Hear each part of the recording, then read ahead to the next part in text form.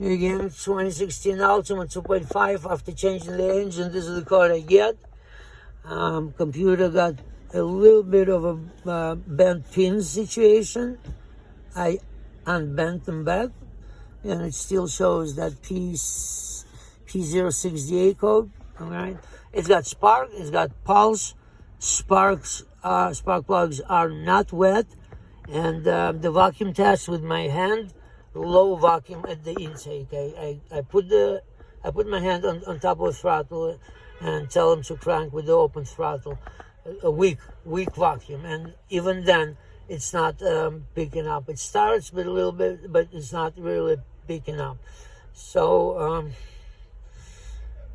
I'm going to research that code and see what it means. Maybe someone can help me out on this, all right? Thank you. Subscribe and comment, please. Comment on this.